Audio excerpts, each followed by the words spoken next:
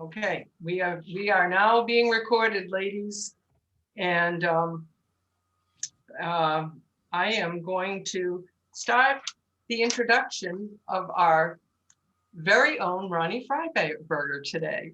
Ronni sent me some wonderful information, and I can't do this without reading, so I hope I do her justice. Okay. Ronni has always been a science student, even when she wasn't aware of it. Two of her favorite classes in high school were earth science and chemistry. She loved the unit on astronomy, and that's back when they really went stargazing. Her parents would take her and her brother to the American Museum of Natural History and the planetarium in New York City quite often, and she loved it. When she decided to go into clothing and textile as her major in college, she was very pleasantly surprised to be earning a BS degree where she would be taking extra science classes and not foreign languages. In the 70s, the first real thought about the environment for her was gasoline shortages and gas lines. Her first teaching job was at Lexington High School, where she directed a laboratory preschool, and she loved adding science classes to their curriculum. As a busy mom and teacher, she didn't think too much about the environment for quite a few years. And then in 2002, they built a vacation house in an environmentally aware community called Eastman outside of Hanover, New Hampshire. They had to think about the materials they would select for building, the colors they would use, the position of the house, and she loved it. She became involved in the Lakes and Streams Committee, which entailed taking water samples of their pristine lake, running workshops for the kids in the summer, and developing a camp curriculum for their youngest members. They were also involved in building a new center with an indoor pool, exercise room, and meeting rooms, which they wanted to be LEED, Leadership in Energy and Environmental Design certified, basically a green building. This was just so interesting to her, and she met others who were much more educated in the field. Then they decided to move closer to the Seacoast to be closer to their daughter in Maine. The second day they were in Stratham, Marsha McLaughlin came to her door with a bag of white chocolate chip cookies and an invitation to join her new PEO chapter. This was the start of a very special friendship. Marsha also introduced her to the Portsmouth Garden Club, which she joined about in 2014, I believe. And she learned that conservation was part of good gardening practices. And then she was asked to join the Piscataqua Garden Club, and she did so because they had a very, very active conservation committee. She jumped in feet first by accepting an opportunity to represent New Hampshire at the National Affairs and Legislative Conference in Washington, D.C. She heard fabulous speakers and talked with our legislators about what she considered an absolutely bipartisan issue, a clean and healthy earth. Okay, just one moment. Okay. Saved by the bell. Well, Ronni is going to start over from there, but Ronni, you and I have got to start sharing our screen. So, okay, you're going to do it. Okay, and let me just. All right. So when you need it, you should be able to have that access. Okay. Okay. Okay, very good. And I know that you're going to take it from there, Ronni. Okay. Well, I have Marsha behind me just in case I have it wrong here. Okay. Is it okay? Yeah. Okay, great. Thank you very much, Nancy. I appreciate that. When I did join the Piscataqua Garden Club, I was most interested in joining their conservation committee. Okay, and we have what's called zone meetings. And I met this woman from the Milton Garden Club who told me about a project that their club had been working on for over 20 years, where they were going into the public schools in Milton and teaching them about conservation and about being good stewards. And it all had to do with the Neponset watershed, which is where Milton is located. And they did projects, they had all kinds of things. They gave out things to the parents. They had the kids doing many things. And I became really interested in that. And as a former teacher at that time, I decided if I was going to do something, I really wanted to do it in the schools. So I had a great committee. One of my friends, Deb Twombly, was my co-chair. And first of all, we had to find a school that would even allow us to come in. It's not so easy. But the Dover Public Schools gave us a 4th grade in one of their schools, and we were able to do the presentation there. It took a lot of different people involved, and I certainly did not do this anywhere by myself. One of the things we had to do, which you will see in the movie, we took a ride up the Piscataqua River. And because of all the currents and everything there, we had to finally pick a day where we could do it. And my photography chairperson in her committee, her husband owned the boat. And then we found a videographer who was doing it for a pretty low cost. And we went up the Piscataqua River. And so many of the pictures you'll see in the video were done that day. And then we also did a lot of still shots so that we could teach the students about the history that went on in Portsmouth, in Dover, and on the river, as well as talking about taking care of the river. So that was a major part, was doing this video, which ended up being very interesting. The other thing is we had lots of materials that we could share with the students. And one of them was the fact that, I don't know if you people can Okay, let's see. closer. Can you see it? We're having trouble getting the speaker via her computer for whatever reason. Okay, well, Okay, Can you see the screen? The map? can you see it, Nancy? yeah, I can see it. Okay, so this is one of the maps that we showed them because we wanted them to realize how this is the New Hampshire watersheds, because there's more than one, but we were talking about the Piscataqua watershed. We wanted them to be aware of it. You know, they live in Dover, these children, and they're aware that the Cocheco River is their river right there. Cocheco goes into the Piscataqua. The Salmon Falls River and the Cocheco River go into the Piscataqua River. So we wanted them to be familiar with that. We also, when we were teaching them a lot of the information, we decided to come up with some activities for them. So we did a crossword puzzle. And we also gave them materials like this, which is environmental facts. So that they could, and on the back of it, it has websites that they could go to. And a lot of them knew a lot.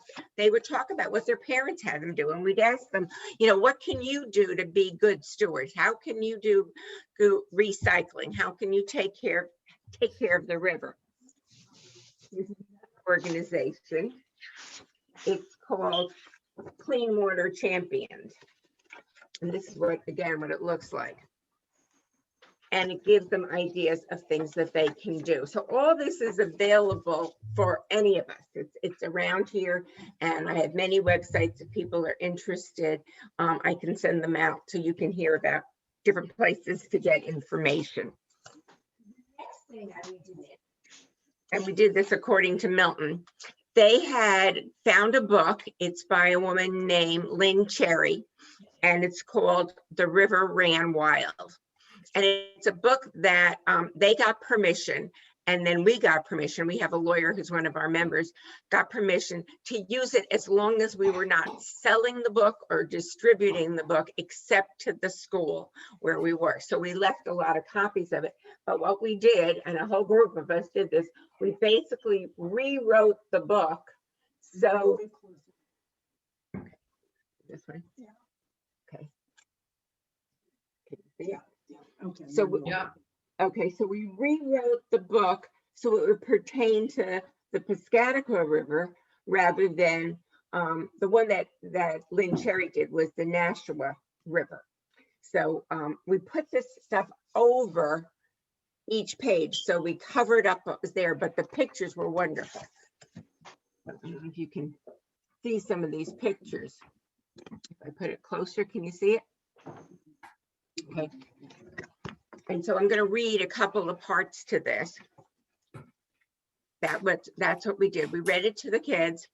So it's the Abenaki Native American boy, in their own mind, a little boy about their age, eases into his dugout canoe and begins to paddle down the clean Cocheca River. On his way, he sees fish darting through pebbles, turtles sunning on logs, beavers building dams in the wetlands, a fox crouches in the dense forest, a bee of geese fly overhead as they migrate south. All use and need the clean river. The Abenaki boy follows the tidal Cocheca River toward the Piscataqua River, which is part of the Green Bay that flows east to the Atlantic Ocean. So again, we have our part here, and then we have pictures for them because fourth graders love to be read to. Oysters are plentiful in the Green Bay, and the boy will harvest them to bring back to his tribes. Archaeologists discovered artifacts in the Piscataqua that are over 12,000 years old, and that's a hard number for a little kid to put their head around, but 12,000 is a pretty long time ago. The Native American tribe Abenaki named it Piscataqua for pesky, which means branch, and teak, which means river with a strong current. They believe Cocheco means rapid foaming water like the river as it goes over the falls in downtown Dover.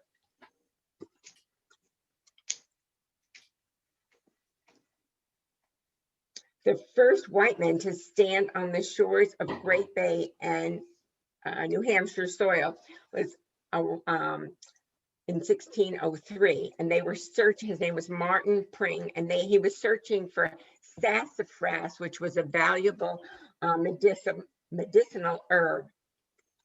And King James of England gave ownership of all the land between the Merrimack and the Piscataqua rivers to Captain John Mason, who traveled to America from his home in Portsmouth, England. So that's where we get the name Portsmouth. So again, we're hoping that they would get all that in there. Meanwhile, the rivers of the watershed are still healthy and flowed freely. Muskrats, fish, and turtles still swam from bank to bank. So things are still okay. And the settlers start building along the river, and they have fences, they have plowed fields and planted crops. Through 100 years of fighting, the Cocheca and Piscataqua were healthy rivers, sometimes dammed for a grist mill or a sawmill, and swam from bank to bank. A boy rafting down the Cocheca River in the 1800s started to see the Industrial Revolution come to New England. And so you start seeing these sawmills and paper mills all going down along the rivers, which started causing problems. More and more people were coming to America and moving to mill towns like Dover that produced mostly cotton fabrics. Rochester produced woolens and tanned leathers. Farmington, Somersworth, Rochester, and Dover produced shoes. Mills continued to dump waste into the rivers, and fish and other wildlife grew sick from the dirtied waters. The flat-bottomed cargo-carrying gondola sailboats brought goods up the rivers to the mill towns from 1600 to 1886. And then we show them a picture of what happens to the river with pollution and how it gets darker and darker.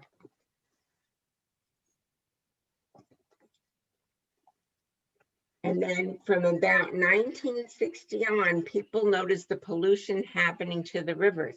They wanted to clean up the rivers and return to the clean, clear waters of long ago. They wanted the oysters and the fish to return, and they wanted the beavers and fox to survive. After years of advocating for a cleaner environment, in 1970, by executive order, President Nixon signed the new Environmental Protection Agency, the EPA, into law.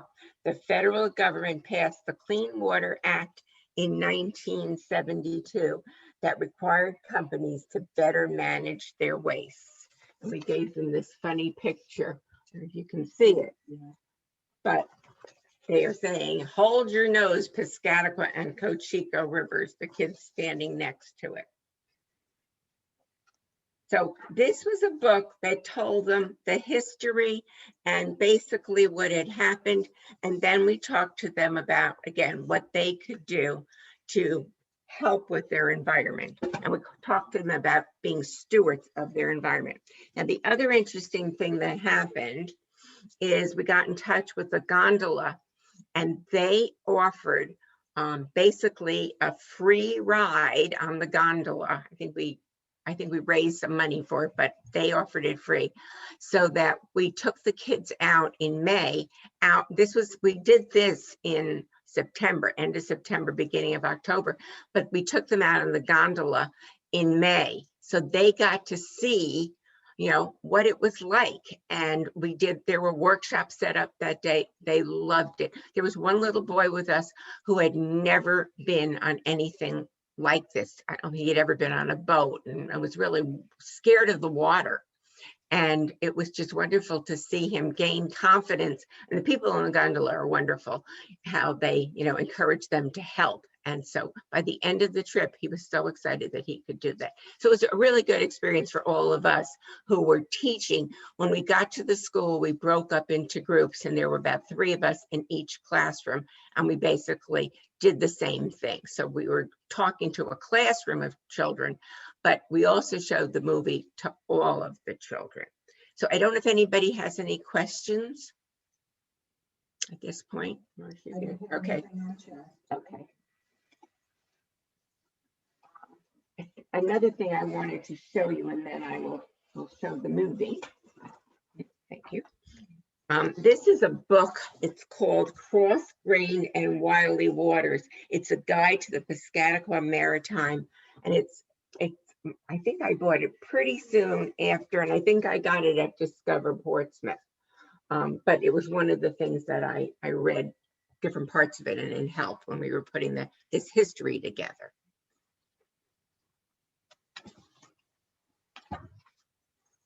Okay, we are ready. I would have a question for you, Ronni. And okay. How did you get the volunteers who went into the classroom? Because not everybody, I think, would be comfortable to do that.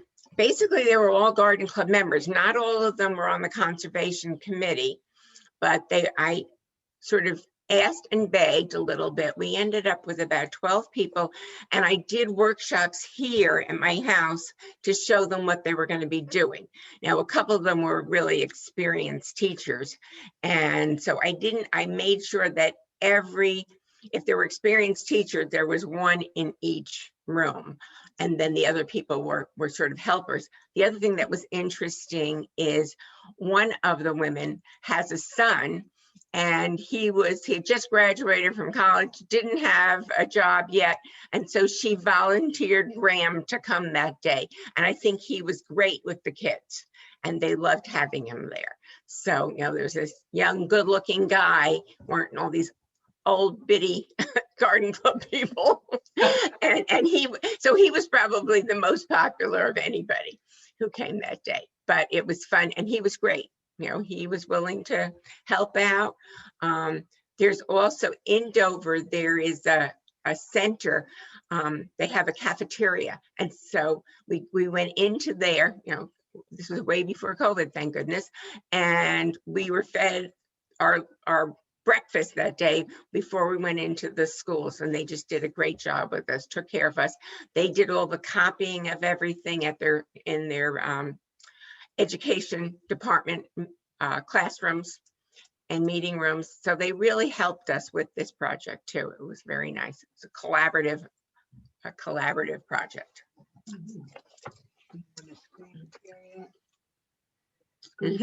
Okay. If anybody has any questions for Ronni, They can send them on chat to Marcia. you can send them on chat to Marsha. Marcia.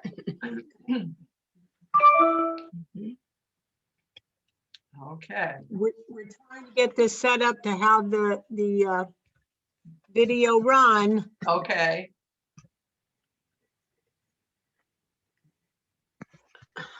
It's not opening, of course.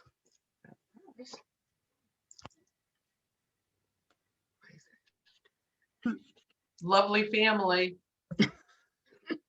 Yes. Well, I don't know why we can't get the screen sharing to open. Okay. Got more there. It worked the other day. It did. Practice this. Ladies.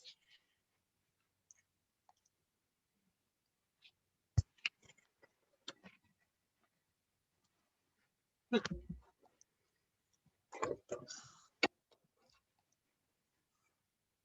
this? No. No, what's that? No. No, that, well, let's go back to Zoom. We're trying to get back to you guys. This is just Okay. a mess. Sorry. Mhm. We have it here. Yeah, it's right on her desktop. We just can't get it to open. She has a very finicky computer.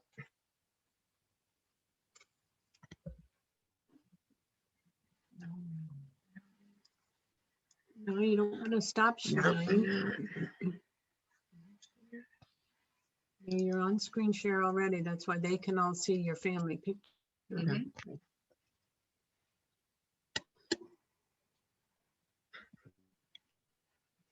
We didn't do this morning. Let's open it. Well, y'all, A second. is it opening up?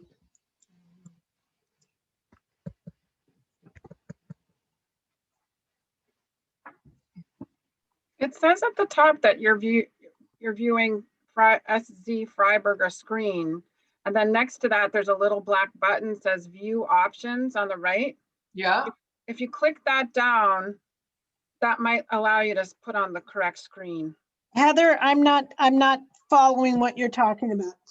Say it Okay, again. at the top of your Zoom screen, there's a green button that says you're viewing SZ Freiberger screen. Mm-hmm. And then just to the right of that, it says view options. Yes. If you click down on that arrow, you can hit request remote control. You see where that says? Yeah, I just requested it. Yeah, okay. And then on the screen share, oops, sorry. I'll stop talking now. Well, this says Ann Radwin is requesting control of your screen. Hmm. And at the very bottom on screen share, if you hit that green button up, and then it says you can't start the screen share while the other participant is sharing. So do you have that button, Marcia? I have a new share. I don't know what Heather's talking about. Okay, I have a green button at the top of my screen. It says you are viewing SZ Freiberger's screen. And then there is a thing for view options, and then it says Zoom ratio, request remote control. Now, Heather, if I requested remote control, what would that do for me or for us? Heather? Yep, sorry, I was muted. I'm just trying to help you guys out. I've done this before with other people, and I'm just trying to figure it out if I were on the bottom. Maybe it's on the bottom. Share screen. You see that button, the green up arrow, share screen. It says new share. Is there 3 little dots next to it on your screen? There's 3 dots over there. In an orange box? I'm trying to look at something that I don't have. It's not on my screen because I'm not the one trying to share. Yeah, We are so sorry, you guys. This worked fine before. yes, yes. That's why we do our practice meetings so that we can, We're already on screen share. Our issue is really not with the screen sharing, it's we can't get the file to open on her computer. Oh, yeah, you got to get it open early, like, and you have it in the background, and then you just pick it like you would pick the picture here. I realize that, but Heather, it worked the other day when we did it just this way. Right, Hmm. that was the one. okay. So what shall Hmm. we I do? think if Ronnie hits stop sharing, and then you can start it up again, and then she can choose her new screen, and then she can start sharing the new screen. She's gonna have to stop this one. Okay, Okay, well, we One. Stop share. stop share. You want us to open the file first, Heather? Yeah, make sure it's open on her laptop. Well, see, that's the issue. We can't get it to open. Okay, minimize the whole screen that you're working on now. Yep. And then you go into wherever the file is and open it on your computer. We're trying to do. That's been the whole issue. We can't get it to open. It opened. We had it the other day. It opened right there. We apologize to all of you. This is Oh, just yeah. so frustrating. It's a beautiful video.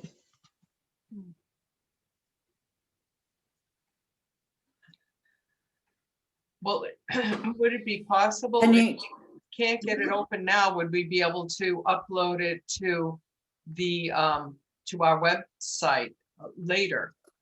I know, but Nancy, do you have it? Because I sent it to you too, remember? She couldn't open it, remember? She had to Yeah, have I permission. couldn't open it.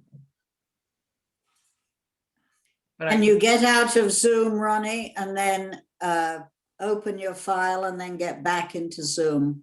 We'll try that. We'll be back in a minute. Mhm. Okay, we have to get to the point though where we can leave the meeting. I minimized it and now I can't even get anybody but Nancy Nancy. open. Oh, God, there we go. This is so much fun. So we're leaving. Okay. And we'll let you back in when you need to come back in. Okay, ladies. It's a shame that it's not working today. It did work very well the other day. And hopefully they'll be able to come back in and things will work okay. We are still a student when it comes to this Zoom stuff.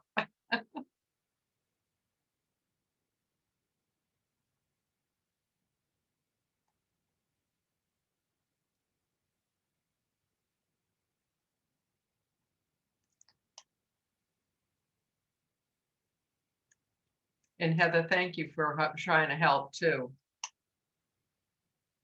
You're welcome. I don't know that I really helped, but I have to host a meeting once a month. And I do these practices too, and I get it. It doesn't always work exactly as smoothly as you'd like. Okay.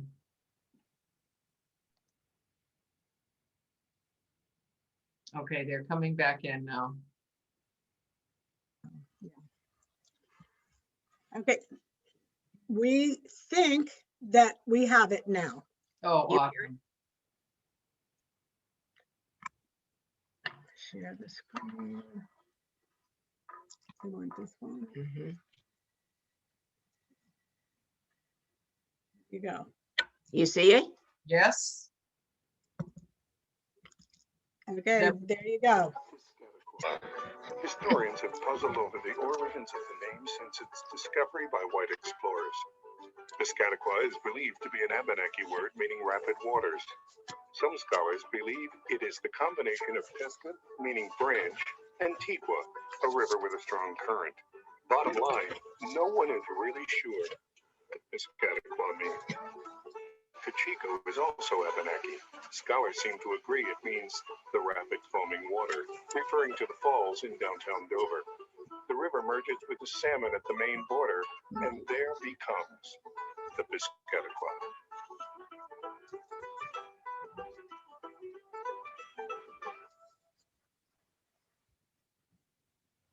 Prior to the English settlers coming to this area, the Piscataqua was used by the Abenakis for fishing, hunting, and farming. The Portsmouth and Dover region was the beginning area for exchanges between the Native Americans and the English settlers. At various times, trading posts existed at what is now Odihorns Point, Portsmouth, Dover Point, and at the mouth of the Salmon Falls River. English settlers farmed, fished, and logged the country around Hilton Point and the falls of the Cachico River in what is now Dover, the oldest continuously occupied town in New Hampshire. Martin Pring was on the Piscataqua River as early as 1603 looking for sassafras. In 1614, Captain John Smith named this area New England. The first settlement near Portsmouth occurred in 1623 at what is now Odihorns Point. In 1631, the first house was built in what would become Portsmouth on the southeast corner of Court Street, where it crosses Marcy. Also, the river was the site of the first sawmill in the colonies in 1623. Because of the profusion of wild strawberries found in this region in early summer, it became known as Strawberry Bank. It was changed to Portsmouth in 1653. Reverend William Hubbard, who wrote a general history of New England in 1690, called our Piscataqua a river of note. Before the 17th century ends, do you know what the people did for their livelihood? Here was a tiny community clinging for life to the banks of a river. Of course, they would turn to the stream at their feet. For those who had no bent for the sea, there were the forests. From the forest came the timber products, clapboards, shingles, planking, and masts. From the Atlantic came edible fish. Trade began in earnest. Building vessels that would carry all of these items became another major occupation. Around 1720, as shipbuilding increased, so did the desire for beautiful homes in the Portsmouth area. The timber would come down the river to Dover and then go to Portsmouth. The 18th century was also showing growing pains with the French and Indian Wars, and then the Revolutionary War. The Treaty of Paris is signed in 1783. The one place where all the problems were discussed was at the local taverns. By the middle of the 18th century, several taverns were prospering, and they were not just for strangers. During the Revolutionary War, there were troops in the Piscataqua forts. Where the naval prison stands is the remains of Fort Sullivan, named for Brigadier General John Sullivan of Durham. The construction of the frigate Raleigh was done in Portsmouth. With this construction, Portsmouth proved they could build warships. The Ranger was the next ship to be built, and it was captained by John Paul Jones. In 1767, Portsmouth, at the center of the Piscataqua region, had a population of 4,500 people. By 1790, the Piscataqua shipping and fishing industries had made Portsmouth the 14th largest city in the country. During the 17th and 18th century, Portsmouth became a prominent seaport, boasting some of the most substantial wharves and warehouses in New England. The longest of the Portsmouth Pier Company's wharves was located just south of the present-day Memorial Bridge ramp. It had a 3-story warehouse sectioned into 14 stores and contained trade goods from the West Indies, South America, Europe, and Russia. Sheaf's Warehouse is the sole survivor of a type of building once found throughout the Piscataqua River Basin. Several brick structures were built on the east side of Marcy Street in the early 1800s. Because of fear of fire, it discouraged wooden construction. The only brick building still remaining is the Players Ring Theater. This building went from service and commerce to industry to the arts. The Great Bay made it difficult to bring goods down to Portsmouth. Freight had to be brought to various points, then loaded onto gondolas for shipment down the river, a time-consuming operation, when a bridge would mean a faster and more direct wagon trip to the dockside of Portsmouth. In the House Journal of December 19, 1792, a bridge is mentioned, when a committee was set up to consider a petition The bridge was completed in 1794 and it was called the Piscataqua Bridge. The Portsmouth Bridge, which connected Maine to New Hampshire, was built in 1822 and it was called Wiggly Old Pile Bridge. Today, we have three majestic bridges in Portsmouth. The first was the Memorial Bridge, opened to traffic in 1923, which is a lift bridge. Second is the Piscataqua River Bridge, a through-arch bridge which connects Portsmouth, New Hampshire to Kittery, Maine. The high arch design of this bridge eliminates the need for a movable roadway. The Sarah Mildred Long Bridge is also a lift bridge. The original Sarah Mildred Long Bridge was opened in the 1940s, and the new one opened on March 30th, 2018. Many ships or clippers were built along the Piscataqua River. George Raines built the Webster, 53. Samuel Hanscom built at a yard in Elliott, Maine, along the Piscataqua. He built one of the most famous of the Piscataqua clippers called the Nightingale.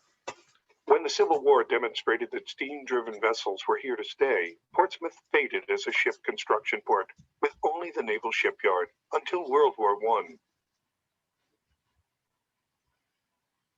In 1849, Portsmouth was incorporated as a city, one of the nation's busiest ports and shipbuilding cities. It expressed its wealth in fine architecture.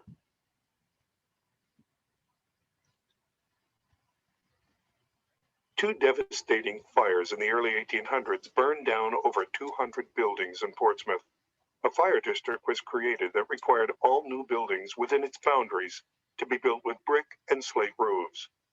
In the 20th century, the city founded a historic district committee which worked to protect much of the city's irreplaceable architectural legacy. Portsmouth's shipbuilding history has a long symbiotic relationship with Kittery, Maine across the river. Located at the head of navigation, Cocheco Falls brought the Industrial Revolution to Dover. The Dover Cotton Factory was incorporated in 1812, then enlarged in 1823 to become the Dover Manufacturing Company. In 1827, the Cocheco Manufacturing Company was founded. In 1829, it purchased the Dover Manufacturing Company. Expansive brick mills linked by railroad were constructed in downtown Dover. Most of the bricks used to build the mills were produced at local brickyards along the Bellamy River. The rivers were starting to get polluted from waste dye and manure from the dung bath that set the colors. The company's greatest production and expansion occurred between 1860 and 1895. In the late 1800s, the power of the Cocheco River was used by the waterfront mills to make textiles. From these mills flowed a river of cloth which was sold throughout the region and around the world. The mills generated enormous economic power as well, creating hundreds of jobs, which helped Dover's growth. The mills thrived until the turn of the century, when southern cotton mills began providing stiff competition. Two disastrous fires at one complex, followed by the Great Depression of 1929, sealed the mill's fate.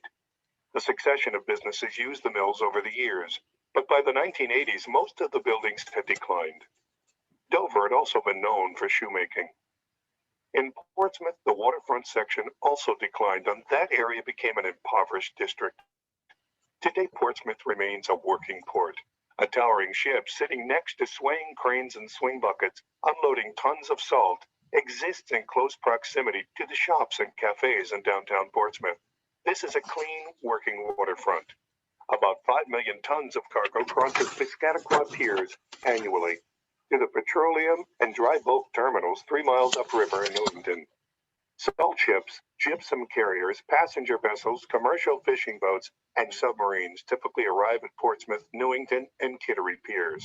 Most of the coal and petroleum products, gas, kerosene, diesel, and asphalt, as well as propane, cement, and more salt, are discharged at the terminal lining the Newington shore. The vitality of the working port is important to all of us, but there are some environmental impacts and a risk of an environmental disaster. In 1996, a tanker broke loose from the Schiller Station power plant in Newington while offloading oil. The ship grounded at high tide across the Piscataqua on the Elliott shore, and she was almost on the submarine ledge. The harbor pilots, tug crews, and Coast Guard got her off while the tide was still high, and the spill was limited to several thousand gallons. It demonstrated the need for better spill response planning. The Oil Pollution Act of 1990 requires all U.S. ports handling oil to have equipment and a plan to help stop the spills. Recognition of the essential relationship between the quality of the natural environment and quality of life generally will ensure the continued health of the Piscataqua estuaries, rivers, and coastline, even as the historic port retains a working waterfront. Have you ever seen this river before? It's the Piscataqua River. How about this river? It's the Seacoast. Rivers flowing from 52 communities in New Hampshire and Maine join with the waters of the Atlantic Ocean to form the Great Bay and Hampton Seabrook estuaries. An estuary is a partially enclosed coastal body of brackish water with one or more river or streams flowing into it and with a free connection to the open sea. Estuaries form a transition zone between river environments and maritime environments. They are subject to both marine influences such as tides, waves, and the influx of saline oil salt water, and to river influences such as flows of fresh water and sediment. What is a watershed? Watersheds are areas of land that drain to a particular water body such as a lake, stream, river, or estuary. And what is the difference between a watershed and an estuary? Watersheds allow the water to drain away. A watershed can be a huge area covering millions of square miles. A watershed refers to a divide that separates one drainage area from another drainage area. An estuary is a water channel. Our estuaries are valuable ecosystems that provide a multitude of services we all rely on. They help us protect from flooding and storm surges during storms, clean and filter pollutants from the water. Salt marshes absorb and store more excess human-produced carbon than any other ecosystem on Earth. Every 5 years, the Piscataqua Region Estuaries Partnership gives a report detailing the health of the Great Bay and Hampton Seabrook estuaries. We note today that again, our estuaries have declined and are becoming less resilient in the face of growing pressures. Our clam and oyster populations have dropped by 90%, and half our eelgrass has disappeared. Invasive plant and animal species, diseases, and nuisance algae are on the rise as water temperatures continue to go up. This will lead to an uncertain future for our rivers and estuaries. Who lives in the watersheds? Everyone lives in a watershed. No matter where we live, we will always be part of a watershed. For this reason, residents of New Hampshire can affect a lake in Massachusetts, Maine, or Vermont, and vice versa. Pollution anywhere within the watershed has the potential to affect all bodies of water located downstream. Watersheds are extremely important. They can provide us with our drinking water, plus recreational opportunities like boating, swimming, and fishing, and also provide us with natural beauty. Never dump chemicals down storm drains because they lead directly to rivers and bodies of water. Unfortunately, the replacement of vegetation by things like roads, parking lots, and rooftops has a negative effect on watersheds. This increases the speed and amount of runoff flowing into surface waters, and that causes erosion, turbidity, and degraded wildlife habitats. This runoff carries pollutants such as oil, bacteria, nutrients, sediments, and metals into the surface water. Forested areas play an important role in the health of a watershed. It allows water to be filtered and released slowly into the stream system. Chico, salmon, bellamy, and Piscataqua all play a vital role in our ecology and way of life. We have a responsibility to keep them healthy.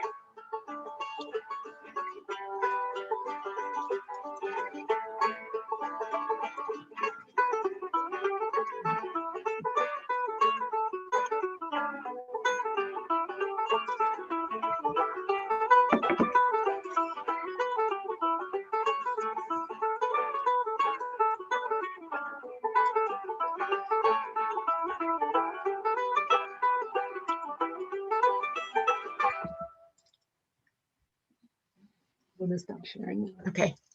Okay. Okay. Very good. Does anybody have any questions? Let's see. That was great. Thank you. Thank you, Heather. You got us going. We had a double tap is what it ended up being. It was something as simple as that.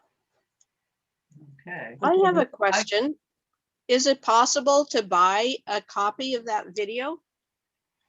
No, I don't believe so. It's on YouTube, but I had to be given permission to, the person who put it on YouTube is the one who sent it to me. I can find out about that. I'll check into that. Yeah. Trish Can had you- a question. Yeah, can you buy the book, Ronnie? No, I said you couldn't. You could buy Lynn Cherry's book, which is called A River Ran Wild. And it's about the Nashua River watershed. Because that's where this was, the pictures are from there, but we wrote our own dialogue, basically, our own script.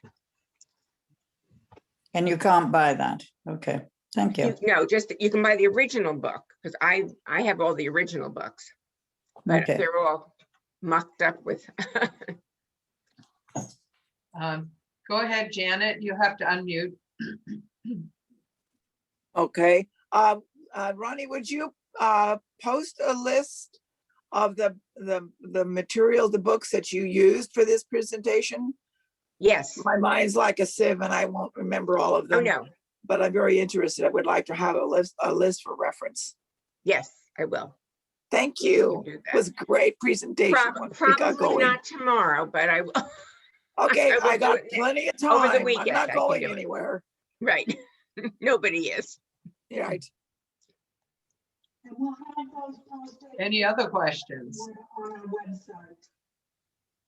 So send them to Ann. Okay, I'll send them to Ann. What were some of the activities that you had the children doing? Oh, well, one of the ones was the crossword puzzle that I showed you. We also have them drawing pictures. We had them in groups talking about what they could do. And because they knew they were going on the gondola later, that we talked about, and they could build a gondola if they wanted to. We brought materials for them to do that. So we try to give their teachers things when we left that they could continue, because we knew it wasn't going to be until May that we would actually get out on the river. So we wanted them to have some activities to do during the year. Yeah, okay. We left these books that we wrote, we left them in their classroom and left them at their library. So they could always go back to those. Okay. On YouTube, what would I click on? Who's speaking? Denise. Denise, okay, you're unmuted. You're good. Do you have a question? Yes, on YouTube, what would I look for? Take me to the river, or I don't know that it can do this it. was on YouTube? Okay, Can I? I'm not sure, because as I said, I had to get it from Deb Twombly, who's the one who put it up there. And so I'm not sure. Ann? Later today, Nancy, our president, is going to forward to me this whole recorded session, and it will be posted on our website, our Right. Portsmouth Garden Club. So you don't have to go to YouTube. Okay, Just Good. come to the website. Great. Okay, thank you, Ann. Have any other questions? We've got 34 people here, so I'm going between screens. Yes, Nancy Andrus? The Piscataqua Garden Club, is that the Newcastle Garden Club? No.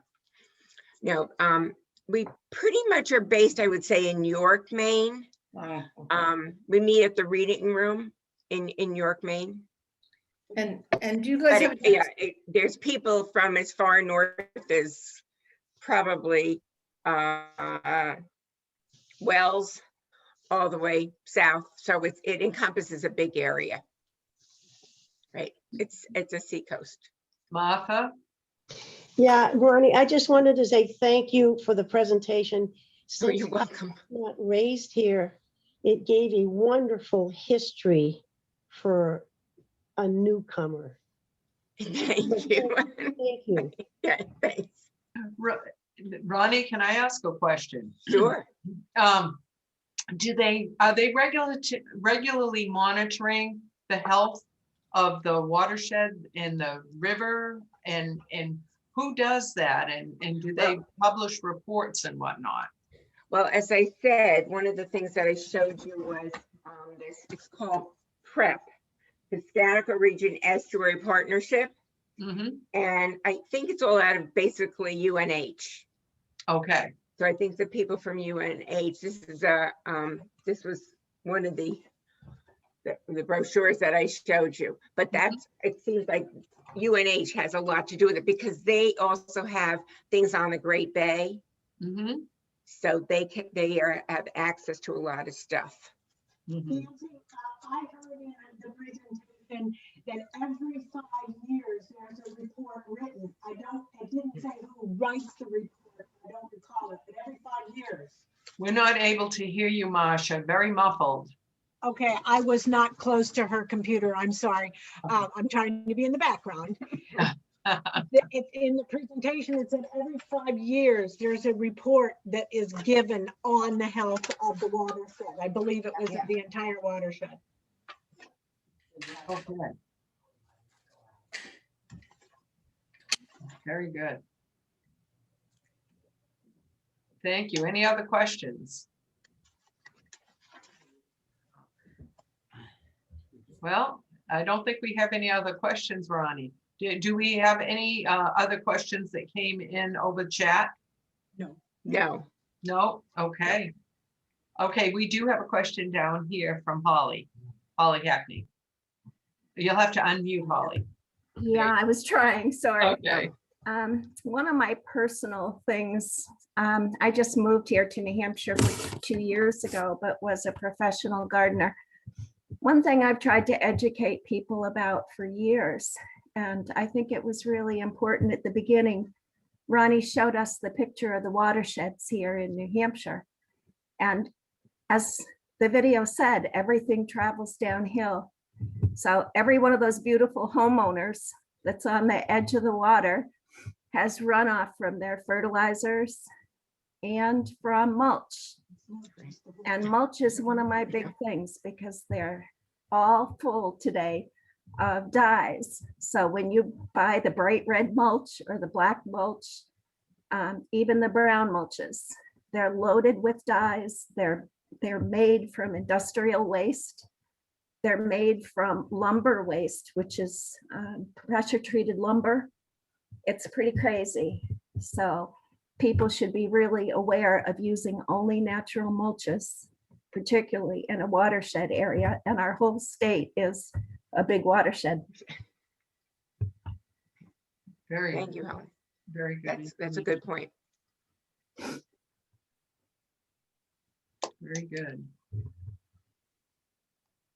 Any other questions, folks? Okay. Is that you, Susan? Did you have a question? No? Okay. All righty. Well, it's very interesting and it's very important, all the information that's been shared. I don't know if you want to wrap up or anything. You know, since we don't have any other questions, Ronnie? Basically, I just think people need to be very much aware of what they do, just like Holly just said. You know, as far as because we live in this beautiful place, we want it to remain a beautiful place. And I think, you know, as you travel up the river and you see this, and then you know what happened to that river and how horrible it was with the mills, and so many areas in, you know, as I said, the Nashua area, the Neponset area, further up north, like Waterville, Maine, up in there where there were a lot of mills, a lot of these rivers had a rough time, and they're, you know, they're coming back, but still they're fragile. Mhm. Okay. Well, we have to thank you so much, Ronni, for this very interesting and you know, presentation. You've I done want to an thank you awesome and job. Marcia for having such patience with me. Oh, oh no. Very, very good. Thank you. All righty.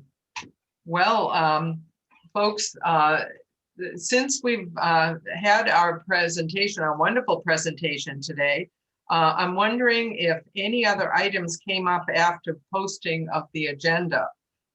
Anything that anybody wants to talk about at all, because we didn't have anything submitted. And okay, Anne?